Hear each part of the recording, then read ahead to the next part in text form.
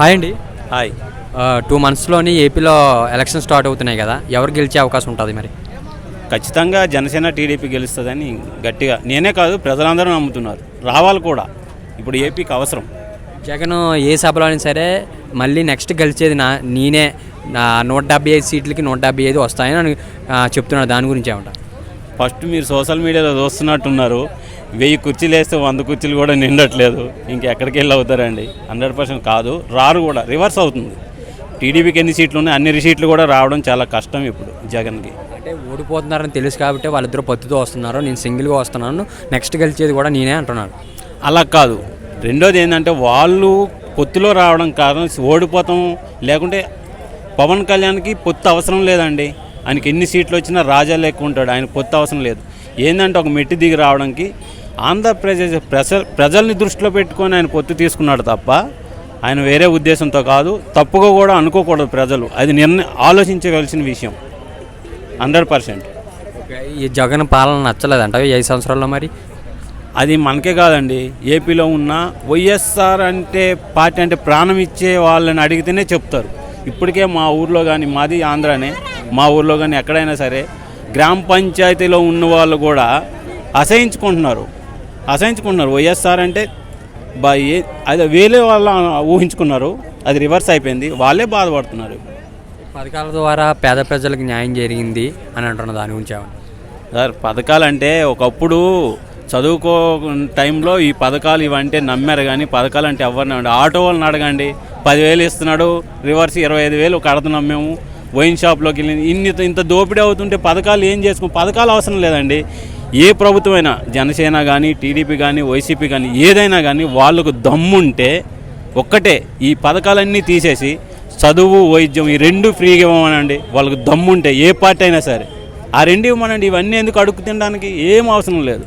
ఆ 2 ఫ్రీ. ప్రజలకు ఏం కావాలండి? చదువు కావాలి, వైద్యం కావాలి, అంతకుమించి విద్యా వైద్యం కూడా అభివృద్ధి జరిగింది. ఇంగ్లీష్ మీడియం స్కూల్స్, హాస్పిటల్స్ కట్టించాను అంటున్నాను. దాని గురించి అదేంది? వైఎస్ఆర్ కలర్ వేసిస్తే డెవలప్ అయిపోయినట్ట?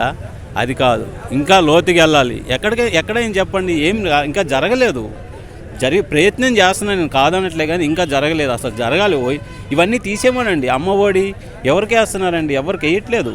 ఎవరికో ఒకరికి వేస్తే డబ్బా కొట్టుకుంటే కాదు కదా. చంద్రబాబు నాయుడు వస్తే ఏ విధంగా అభివృద్ధి జరుగుతుంది అంటారు మీరు? చంద్రబాబు నాయుడు వస్తే ఈ పథకాలు అన్ని విధాలుగా డెవలప్ అవుతుంది.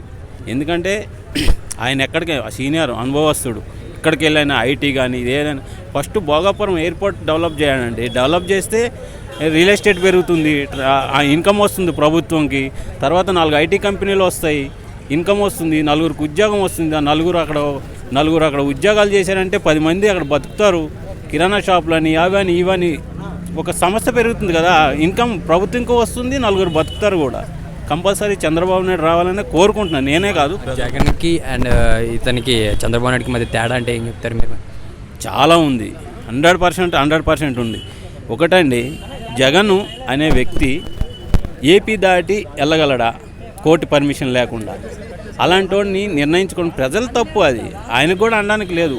ప్రజల తప్పు. ఏంటంటే వైఎస్ఆర్ సానుభూతితో చేశారు, అంతే తప్ప ఇంకొకటి లేదు. 100% జనసేన టీడీపీ రావాలి.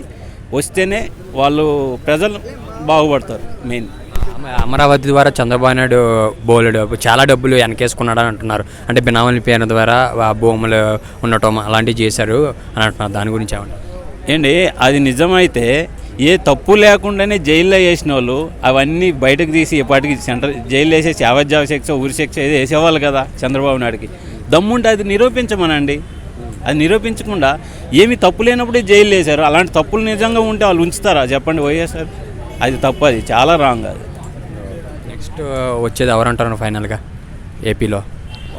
జనసేన టీడీపీకి పొత్తులో వస్తుందండి కంపల్సరీ. తర్వాత వాళ్ళు సీట్లు సర్దుబాటు చేసుకుంటారు. ఎన్ని సీట్లు వచ్చే అవకాశం ఉంటుంది? వాళ్ళకా సేమ్ రివర్స్ అవుతుంది. ఇప్పుడు టీడీపీకి ఎన్ని వచ్చినా వైఎస్ఆర్కి అన్ని రావడం కూడా కష్టం. కంపల్సరీ ఫుల్ మెజారిటీ, భారీ మెజారిటీతో గెలుస్తారు. మెయిన్ ఏంటంటే వైసీపీ వాళ్ళే టీడీపీ జనసేనకి కంపల్సరీ వాళ్ళే గెలిపిస్తారు. ఇంక మెయిన్ జగన్ ఓడిపోవడం కారణం వాళ్ళు వీళ్ళు కాదండి. రోజా, ఆ నాని వాళ్ళే. ఎందుకంటే నోటుకొచ్చిన వాగి ప్రజలు అసహించుకునే అంత దిగజారిపోయినారు. జగన్ కూడా రేపు పొద్దున ఓడిపోయినా సరే వాళ్ళకి రూమ్లో పెట్టి పిచ్చగొట్టుడు కొట్టాలి వాళ్ళు. నిజంగా వాళ్ళే ఓడిపోతాడు జగన్ 100%. Thank you sir.